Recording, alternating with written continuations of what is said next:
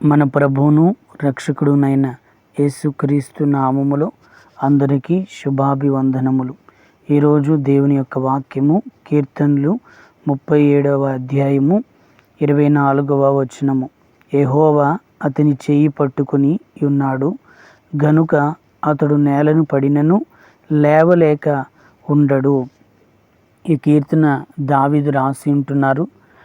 దావీదు చేయిని దేవుడు పట్టుకున్నట్లుగా దావీదు చేతిని దేవుడు పట్టుకున్నట్టు వలన దావీదు పడినను పైకి లేవలేకుండా ఉండడు, తప్పక లేస్తాడు అని దావీదు చెప్తూ ఉంటున్నాడు.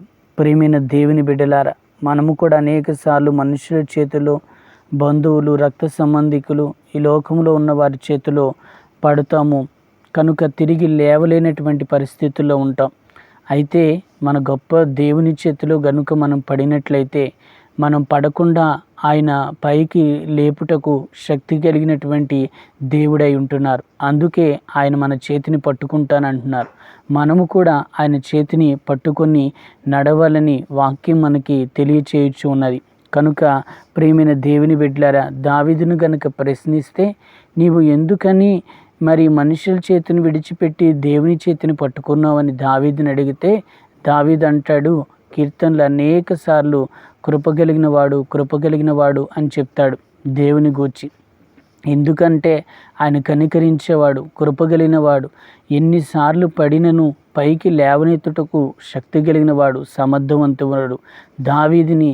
అందుకని ఆ కృపగలిగిన దేవుడు కృప చూపి, కరుణ చూపి, వాత్సల్యం చూపి పడిపోయిన స్థితిలో నుంచి పైకి లేవనెత్తాడు. నిశ్చయముగా మనల్ని కూడా లేవనెత్తుటకు ఆయన శక్తి కలిగినటువంటి దేవుడు. వ్యాపారంలో పడిపోయిన, ఉద్యోగంలో పడిపోయిన, ఆర్థిక పరిస్థితుల్లో, రోగముల్లో, బాధల్లో, శోధనలో, ఏ బలహీనతల్లో పడిపోయినా మన గొప్ప దేవుడు, లేవనెత్తుడు, శక్తి కలిగిన దేవుడు.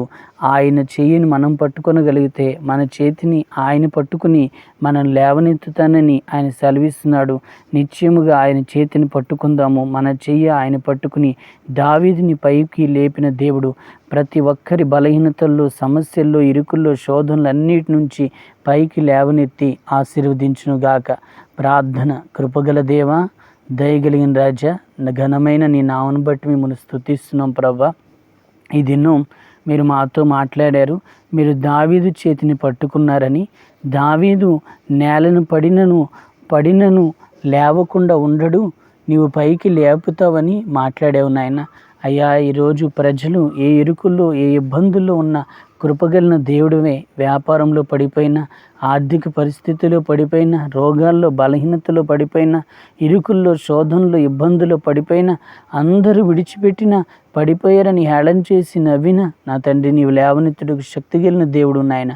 దావీదు కరుణించిన ఆ కృప చేత మీ ప్రజలమైన మమ్మల్ని అందరినీ కరుణించి ఆస్వాదించి పైకి లేవనెత్తి నీ ఘననామునకు మహిమ తెచ్చుకోమని యేసు నామమున అడుగుచున్నాం తండ్రి. ఆమేన్.